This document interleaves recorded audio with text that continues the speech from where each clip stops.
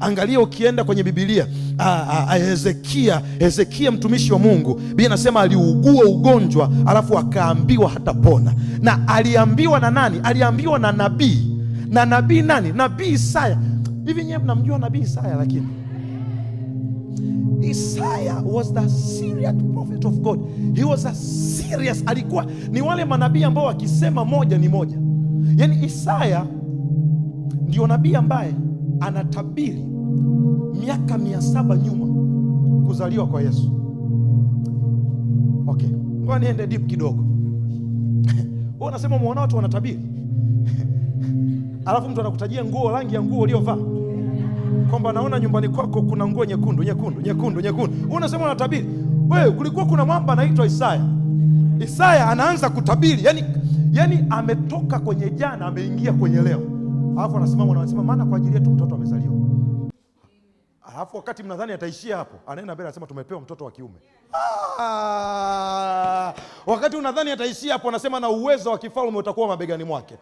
Wakati unadhani ataishia hapo, anaenda ana uncode zaidi, anasema maana ataitwa Mungu wa ajabu, mshauri wa ajabu, Mungu mwenye nguvu, Baba wa milele, mfalme wa amani. Wakati unadhani ameishia hapo, anatabiri mpaka jina, anasema ya kwamba ataitwa Emmanueli, yani Mungu pamoja na sisi. Alafu wakati unadhani ameishia hapo, anatabiri maisha yake, anaendelea. Wakati unadhani jamaa amemaliza, anasema ya kwamba anatabiri mpaka kifo. Anasema kama mwana kondoo aendaye machinjioni. Na sisi tulidhania ya kuwa amepigwa na Mungu, bali alijeuliwa kwa makosa yetu, alichubuliwa kwa maovu yetu. Adhabu ya amani yake ilikuwa juu yetu, na kwa kupigwa kwake sisi tumepona. Alafu mwamba ndio anafunga utabiri, alafu anaenda kulala, alafu ajisifi hata avimbi kwamba mimi ndio senior prophet.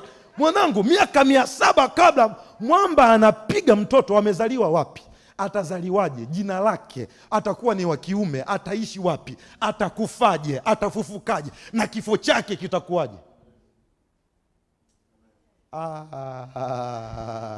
Sasa huyo ndio nabii ambaye alienda kutabiri kwa Hezekia.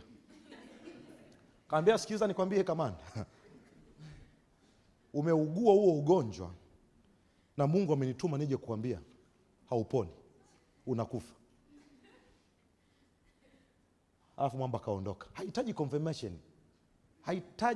Kwambia na wewe tumewahi kuonana. Hiyo utajua wewe. Kama tumewahi kuonana utajua wewe. Hahitaji confirmation. Anakuambia huo ugonjwa unaoumwa hauponi, utakufa. Anaondoka. Lakini angalia Hezekia. Hezekia amekutana na nabii anayemjua Mungu. Alafu nabii anayemjua Mungu amekutana na mtu anayemjua Mungu.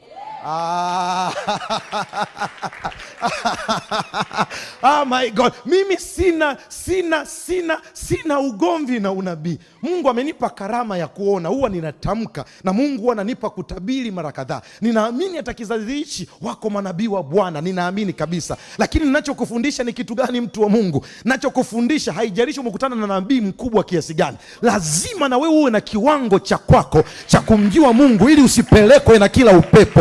Ngoja nikwambie, nabii anayemjua Mungu Isaya amekutana na mfalme na mtu anayemjua Mungu Hezekia. Anamwambia, kamanda, Mungu ameniambia ya kwamba huo ugonjwa, tengeneza mambo ya nyumba yako, maana hautaishi, hakika utakufa. Alafu Biblia anasema Isaya anaondoka kwa sababu Hezekia anamjua Mungu. Isaya alipoondoka, Hezekia anajua nini cha kufanya. Biblia anasema Hezekia akaugeuzia uso wake ukutani.